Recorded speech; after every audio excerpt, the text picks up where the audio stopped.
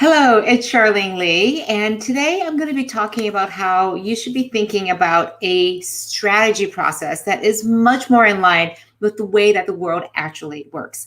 And I'm talking about taking your strategy process, which is probably an annual process, usually starting sometime in August or so, continuing through the fall, and you do it once a year. Okay, that makes sense because it's something logical, you create your budgets, it's on the calendar. It's a routine that every business goes through.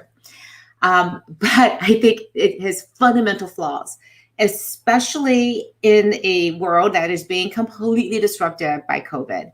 And this is something I saw and wrote about in my latest book, The Disruption Mindset, which is rather than have an annual process, you should probably have a continuous strategy process. And the logic of it is this, that disruption doesn't know what time is. It doesn't understand the boundaries of a calendar. Disruption comes at you all the time. It can come in at you once a year, maybe, but more likely it comes at you whenever customer demands shift, whenever a competitor comes up with a new product. And yet we pretend as if the world hasn't changed and we continue with an existing strategy. I oftentimes say that when you have an annual process, an annual budget, your process for strategy isn't really setting a strategy in relation to what you want to be doing against the marketplace. That's a planning and that's a budget. That's not a strategy. So what I'd like to talk about today is how do you actually create a strategy process that's more in line with the way the world actually works. So as I get started here today, I'd love you to share where you're coming from and also just share a little bit about what your strategy process looks like today. Is it something that is regular? It's something that you do on an annual basis? Or how do you actually deal with something like COVID? And how do you deal with the fact that things are changing constantly? Have you upended your strategy? Have you actually taken into account the fact that you actually have to have a different strategy planning process today? So what I'm going to talk about today are a couple of things. I have some slides here that I want to share with you. And also, just so you know, if you would like to get more of these slides, you can see them at the bottom, but I'll put them in the banner here too as well. You can go and download these slides and also learn about this community for disruptors at Quantum Networks. So what I think about right now is that as you're facing this crisis that we have with COVID, and especially as you're thinking about how you're going to reopen, I'm hearing two strains of thoughts from people. The first one is, let's stay the course. Let's go back to our original plan, go back to the things that we know, go back to our old normal, even though we know things have completely changed. But in the face of so much uncertainty, we're better off doing that than trying to figure out what's actually going to happen, because we don't know what's going to happen. And yet we know also that I talked to a different set of people where they know things aren't the same. They have acknowledged that our original plan, it's out the window. And so we can't stick with that plan anymore. And in fact, if we do, we're going to be missing some crucial opportunities. So for those of you who have seen some of my previous broadcasts, I love this chart because it looks from a data perspective at some of the companies that were formed in the depths of a recession. And you can see what happens with a crisis is that it focuses your mind on where are the emerging opportunities. And these companies ranging from Microsoft that was founded in the depths of the oil crisis in the 70s, back to Uber, which was created in 2008, 2009, where, again, things were in the depths of this recession. How do you actually go about and thinking about this? So this is the time. And what I found in the research is that 80% of the companies out there, 80% of the companies in your industry will do that first option. They'll play the safe game. They'll wait and see what happens. They'll save their money. And they will get 80%, again, the sort of industry average returns. But 20% will actually do something very different. They will go after these big opportunities that appear because the opportunities haven't gone away. They just have shifted. And these businesses will shift their strategies, shift their capabilities to be able to follow those opportunities. So the question becomes, which will you be? Will you be the people who are going to save and be conservative? Or will you take a look around, lift your head up and say, how do things need to be different? And if you want to do that, you've got to change your strategy planning process, which I'll talk about today. So a couple of things. First of all, I think strategy needs to be continuous for a simple reason. And this is an example of how customer needs are changing over time. This is what the annual traditional organization would do as an annual strategy process. Now, you'll do a process at the beginning of the year. You'll set that strategy, basically a budget. And no matter what happens, whether customer needs are changing, you're going to stick with that strategy. You're going to stick with that plan, because that's what good organizations do. You set a plan and you stick with it. But what my research has found is that disruptive organizations think very, very differently. They're constantly checking against the marketplace and specifically checking against customer needs to see how they are changing. So they'll go through a quarterly strategy process, for example, which means every quarter they're sitting down and not just looking against the existing plan, but really checking against customer needs. How are they changing? Checking against the marketplace. How is the competition changing? Any new entrants? And then also checking against their big moves. What has changed in the landscape that will allow us to make some big strategic moves now? Is this the right time to do it or not? You don't always have the perfect information at that time, but a quarterly planning process allows you to continuously check to say, is this the right time to make those big strategic moves? So what I want to talk about today is how you actually do this. And what I would encourage you to do is at your next leadership meeting, at the next time you gather together, whether it's a weekly meeting, a quarterly meeting, and hopefully you're not waiting until August to have your strategy planning meeting. You should be having those right now. And these are the things, and I'll go into greater detail about them. First of all, identify how your customer needs are changing. There's no doubt about it. Our needs are changed as consumers and as business people. And for us to not take a closer look, to check and see, are our assumptions about customers the same as they were before COVID? Second thing, we'll talk about scenario planning. And then third, we'll talk about some big moves that can really make a difference. And then we'll talk about how strategy planning process needs to be continuous. And we're going to do this in the next 10 minutes. Okay, so let's get going. First of all, thinking about the needs of your customers. This is, again, similar to the chart that I just talked about. This is how, again, a traditional organization does this. When you see identify a customer need A, the traditional organization will start building to meet the needs of customer A. By the time they finish building that, the needs have changed. And so now they go, okay, we've changed. Now we start building for customer needs B, but they change again. And this is going to be especially true right now when we're in such a chaotic situation. The needs of customers are going to be changing so quickly. So if you put in place a strategy to go and identify a need for a customer that you think is going to be there for the next 30, 90 days, you're probably going to have to revise that again. And so disruptive organizations do something very differently. They anticipate where those needs are going to be.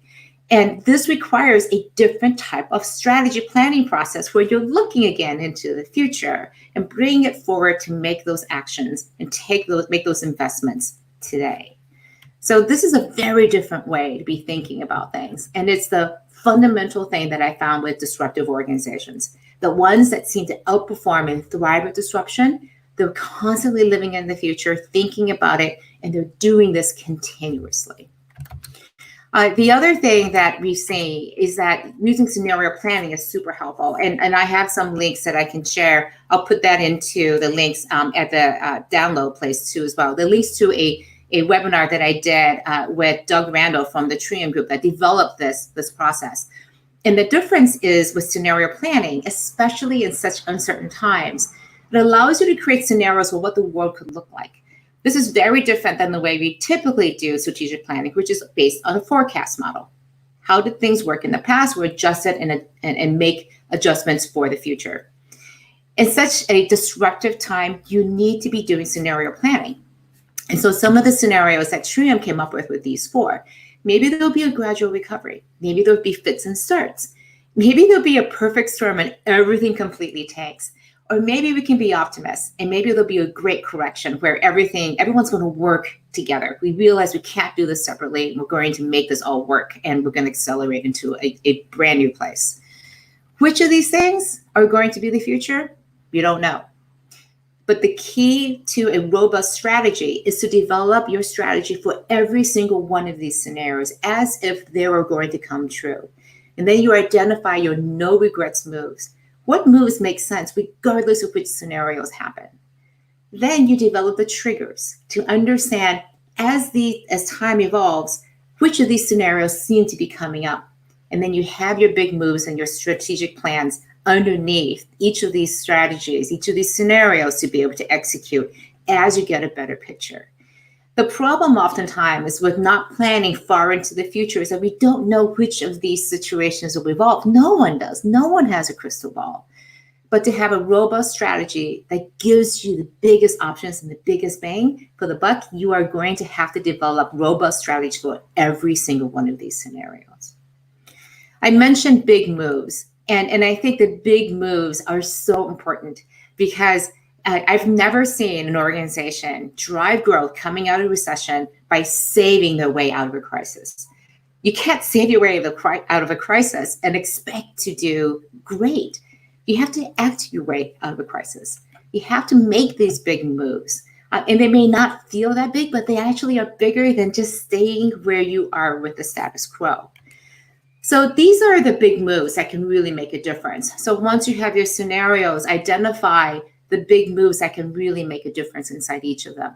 It may be requiring that you shift resources from one area of the business to another to match and to meet where those customer needs have shifted.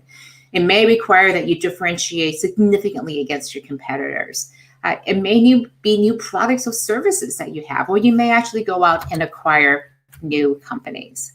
So these are some of the key questions to be asking yourself is how do you actually think about these big moves? What are the options that you can pursue?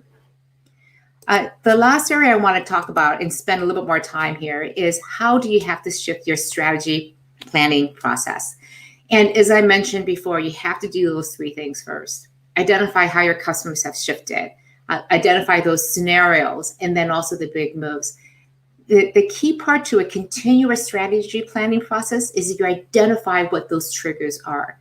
There's a bit of an upfront investment you have to make in a continuous strategy process, but once you do, you can identify, instead of having to boil the ocean over and over again, you've identified these triggers. And every quarter, what you're doing, and continuously, you're saying, have these triggered happen? Which of these triggers will indicate that this scenario is unfolding, or that this customer need is coming to be true? And when is it the right time to pull this trigger for a big move? When you have all those things worked out in advance, you can then take that strategy planning process as a check against how you see the world evolving. And that's how you can do continuous strategy planning. It's when you're actually just looking and scanning the landscape. The times when you have to do a big, huge review of everything are at times like this, when there are some fundamental shifts that say our understanding of customer needs have changed, our understanding of scenarios have changed, and our options for big moves have fundamentally changed because of our changing capabilities, our cash at hand, the talent we have available operationally. Do we have the right people and assets in place? And very importantly, do we have the right culture in place to be able to execute these plans? Once you have this, then you can set together a process to gather all this information from around the organization. And then you start creating the strategy plans. And then very importantly, you set up the strategy reviews every single quarter to make sure that you're actually reviewing this on a regular basis. I've worked with several organizations now to revise their strategic planning process in light of COVID. And one of the most important things that we've emphasized is they've oftentimes said, we're just going to stay our course right now. We're going to focus on restarting, reopening. We're going to have some initial plans for getting our existing offers out to the marketplace. And then we will figure out how to reform our strategies. And I think the biggest mistake is to put that strategy review at the very end. You want to bring it forward right now, because the way you reopen the way you re-engage with customers has to be informed by where you see those options. I think one of the biggest mistakes is that you push off that strategy planning process because you feel like you can't afford the time to be able to review that.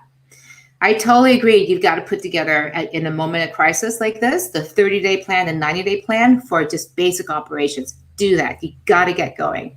But as quickly as possible, look at how you can reform, reimagine your business against this new landscape, and pull that information, that process of examining your assumptions of how customers are showing up and how you are going to show up for them.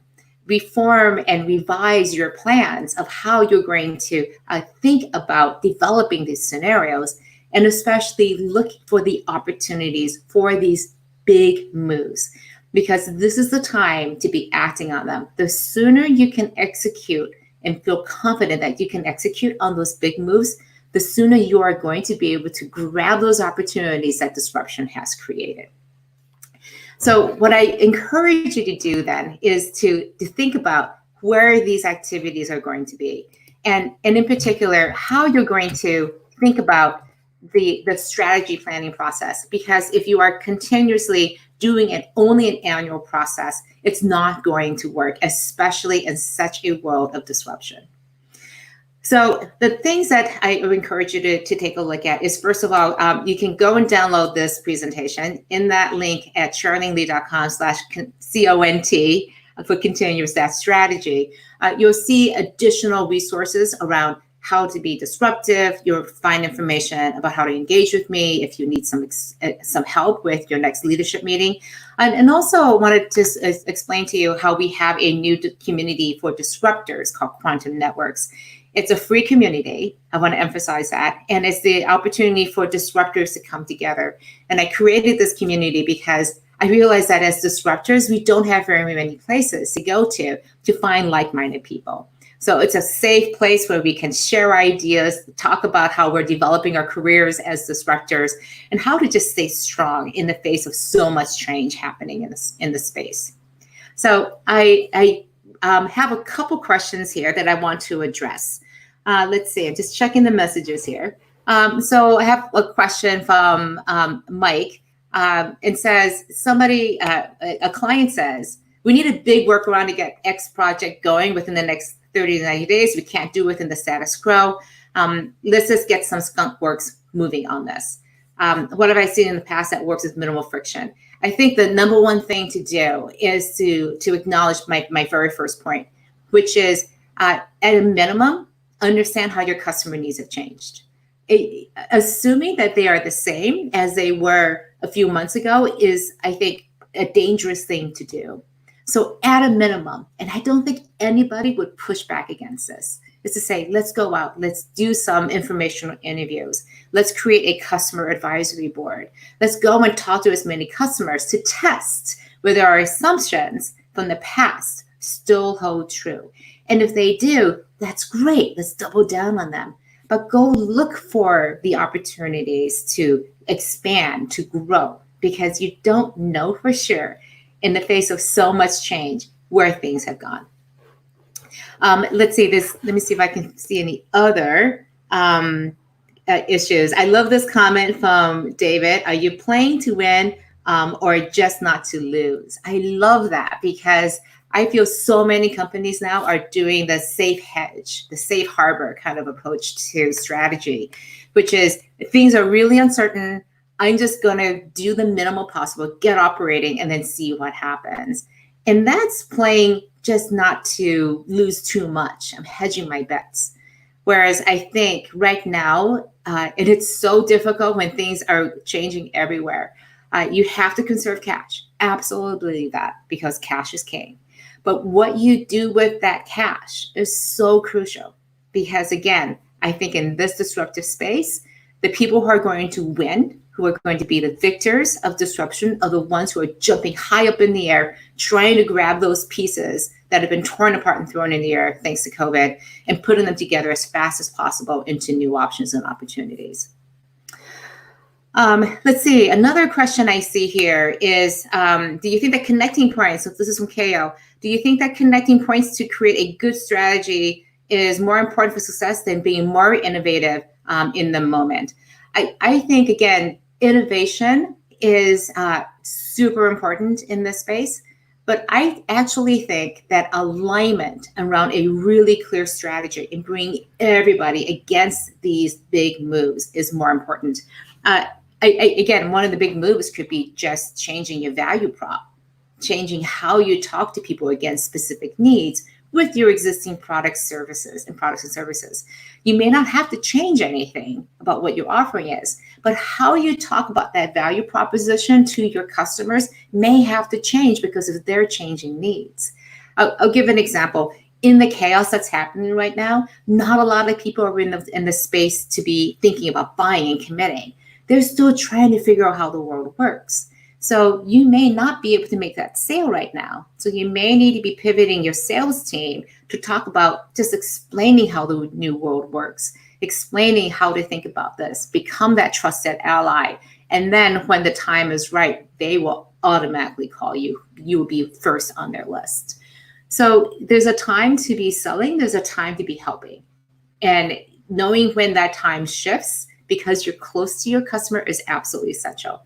So KO, to your point, I don't know if it's so much innovation. I think innovation is important, but I think at this point, a different approach of ingenuity might actually be the right thing because there are so few resources going around, both probably inside your organization and also outside of it with your customers. Let's see. One other question that we having here. Again, from David, a quick question. Is disruption the right strategy now or later? I've always believed that disruption is a mindset, and it should be a continuous mindset that you always have. And the logic of this is that disruption mindset says, I'm going to continuously look for opportunities for growth. There's always time for that. And so I think about a strategy that isn't thinking about growth, that isn't thinking about how disruption can work, is going to be one that is going to be stuck and mired in the status quo. And the most dangerous thing you can do right now is to stay with the status quo. So I look at disruption as something that you do continuously. Now, the definition of disruption for an organization might be really small because they're not able to do a lot because of their culture, because of their operational capabilities, or because of the marketplace. But it could also be really big moves. But I don't think you get to do the really big moves until you get to be really good at the smaller moves. And I think one last question I'll take is how best to introduce an element of uncertainty to drive more creative thinking. I don't know how much of a bigger uncertainty there can be than COVID. So this is the reality. And one of the biggest problems that I'm seeing leadership teams have right now is because there are so many things going wrong right now, I don't want to think about even more uncertainty. But this is how I think about it. When you can create certainty in uncertainty, in other words, if I am certain that one of these four scenarios are going to happen, that is actually actionable. When I can give a name to a fear, when I can identify what that uncertainty is, I don't know how it's going to resolve, but that gives me an action plan. And the fear and the worry and anxiety starts dampening because I now have a plan. So I don't know how the world is going to evolve. I'm living with a tremendous amount of uncertainty in my own personal life, but I'm really comfortable with that because I'm certain things will be uncertain. But I have a plan for every single one of the scenarios that I've identified. I know how I'm going to execute. And as things evolve and I see my trigger points happening, I know which moves to execute on. That I can't think of a single organization that wouldn't benefit from that kind of process because it starts taking all of that uncertainty in your world and starts containing it, putting it into places where you can say, okay, now I know at least how to define what this problem is, and I can deal with that.